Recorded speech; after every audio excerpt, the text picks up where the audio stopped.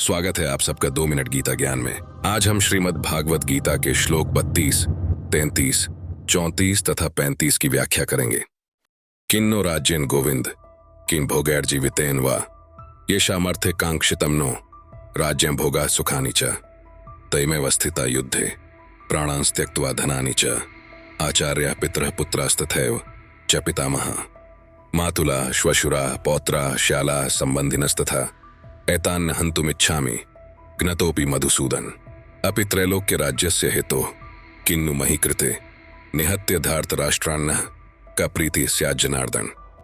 सबसे पहले श्लोक का हिंदी में अनुवाद जान लेते हैं। हे गोविंद, हमें राज्य सुख अथवा इस जीवन से क्या लाभ, क्योंकि जिन सारे लोगों के लिए हम उन्हें चाहते हैं वे ही इस युद्ध भूमि में खड़े हैं। हे मधुसूदन, जब गुरुजन, पितृगण, पुत्रगण, पितामह, मामा, ससुर, पौत्रगण, साले तथा अन्य सारे संबंधी अपना धन एवं प्राण देने के लिए तत्पर हैं और मेरे समक्ष खड़े हैं, तो फिर मैं इन सबको क्यों मारना चाहूंगा, भले ही वे मुझे क्यों न मार डालें।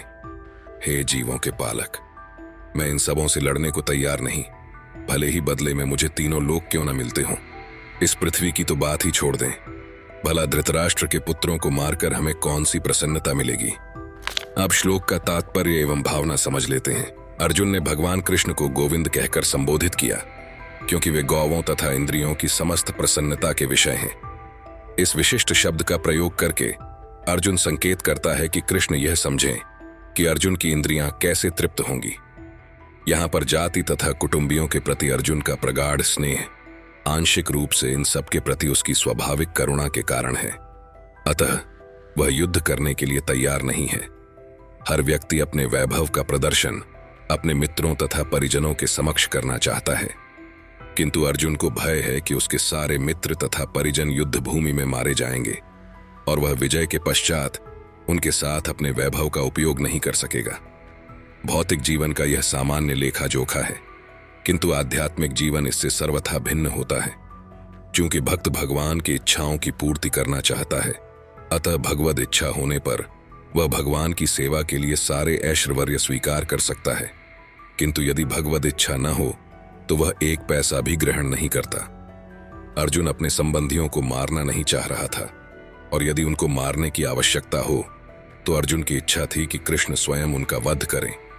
इस समय उसे पता नहीं है कि कृष्ण उन सबों को युद्ध भूमि में आने के पूर्व ही मार चुके हैं और अब उसे निमित्त मात्र बनना है। भगवान का असली भक्त होने के कारण अर्जुन अपने अत्याचारी बंधु बांधवों से प्रतिशोध नहीं लेना चाहता था, किंतु यह तो भगवान की योजना थी कि सबका वध हो। भगवत भक्त दुष्टों से प्रतिशोध नहीं लेना चाहते, किंतु भगवान दुष्टों द्वारा भक्त के उत्पीड़न को सहन नहीं कर पाते। भगवान किसी व्यक्ति को अपनी इच्छा से क्षमा कर सकते हैं, किंतु यदि कोई उनके भक्तों को हानि पहुंचाता है तो वे क्षमा नहीं करते। इसीलिए भगवान इन दुराचारियों का वध करने के लिए उद्यत थे।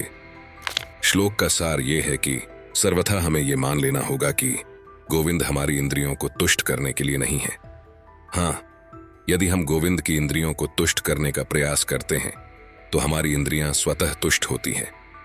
भौतिक दृष्टि से प्रत्येक व्यक्ति अपनी इंद्रियों को तुष्ट करना चाहता है और चाहता है कि ईश्वर उसके आज्ञा पालक की तरह काम करें, किंतु ईश्वर उनकी तृप्ति वहीं तक करते हैं जितनी के वे पात्र होते हैं, उस हद तक नहीं जितना वे चाहते हैं।